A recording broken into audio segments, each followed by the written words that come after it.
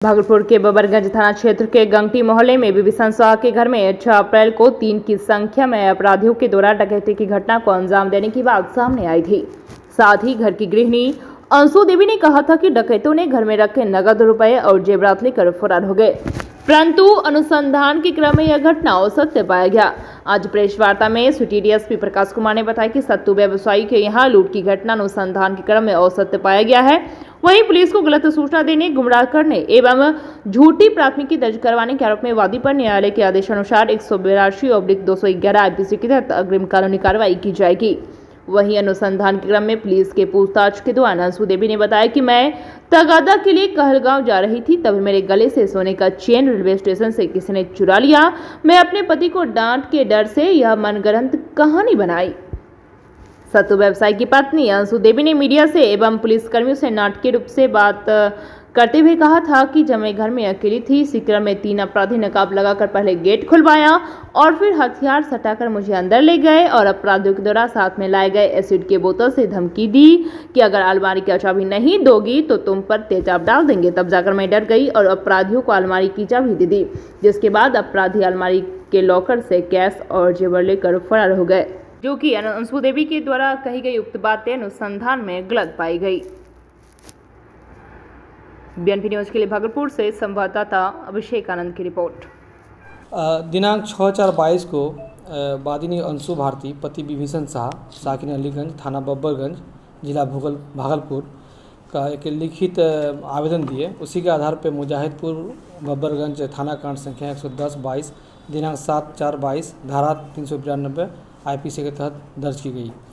इसमें यह है कि इसमें जो लिखित आवेदन दिया गया था उसमें कहा गया था कि 6/4/22 को ये महिला अकेले घर में थी और उसी दरमियान 1 बजे के आसपास इनके घर का दरवाज़ा कोई खटखटाया सत्तू खरीदने के लिए। ये एक्चुअली में सत्तू का कारोबार करती है।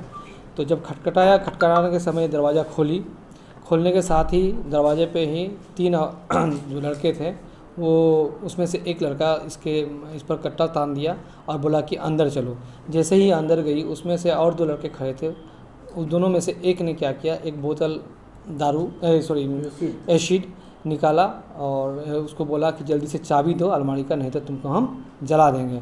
इसी पर ये महिला डर गई और डरने के पश्चात इसको चाबी दे दी और उन लड़कों ने अंदर जाके अलमीरा से रुपया निकाला और इसे गले से चेन छीना और दरवाज़ा खुला छोड़ के ये लोग भाग गए। कितना रुपया था? रुपया 3 लाख के बारे में ये बताया गया था आवेदन में।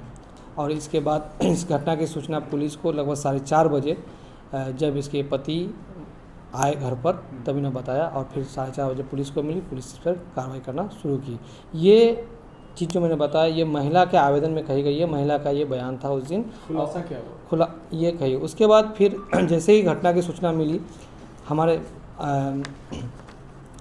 डीएसपी सिटी यानी मैं और पुलिस टीम के साथ एसएचओ बबरगंज और पुलिस टीम के साथ वहाँ तुरंत पहुँचे और पूछताछ करने लगे, अनुसंधान करने लगे। अनुसंधान के क्रम में पता चला वादिनी अंशु भारती ये एक्चुअली में इसके पहले की घटना है, बता देते हैं। जब हम लोग पूछताछ कर रहे थे महिला से तो इसके बातों में बहुत वेरिएशंस था। पूछताछ के क्रम में काफ़ी वेरिएशंस था, जिसमें कि इसने बताया था कि घटना 1:45 बजे से लेकर 1 बजे के बीच हुई है और उसके बाद इसने इस घटना की सूचना किसी को नहीं दी, ना चिल्लाई ना किसी को दी। जबकि इसके पति जो है अपने मिल में, जो इसका सत्तू बनाने का मिल है, वो उसके घर से महज 30 से 40 कदम दूर है और उसके पति मिल में ही थे। ना अपने पति को बताई ना इसी बीच 2 बजे के आसपास इसका एक बेटा स्कूल से आया उसको भी नहीं बताई।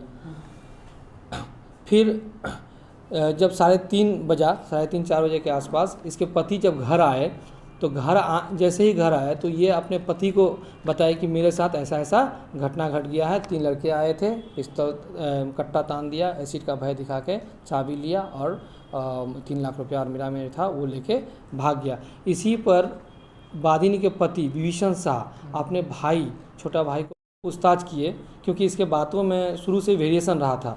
वेरिएशंस का कई आधार है जिसको हम बताएंगे। वेरिएशंस का ये आधार है कि ये अमाउंट को उससे कुछ बोल रही थी, कभी 60,000 बोल रही थी, कभी 80,000, कभी 1.5 लाख। इसके पति बोल रहे थे 3 लाख। ठीक है, उसको पूछताछ के क्रम में जब हम पूछ रहे थे तो एसिड का ये बोतल हम बार बार पूछ रहे थे, एसिड का रंग कैसा था और एसिड किस बोतल में थे। तो कभी कभी ये बता रहे थे कि प्लास्टिक का बोतल था, कभी बोलती थी कि लाल कलर का था, कभी बोलता था कि उसमें एसिड पीला कलर का था। अलग अलग बातें आ रही थी और ये स्पष्ट कुछ बोल नहीं पा रहे थे।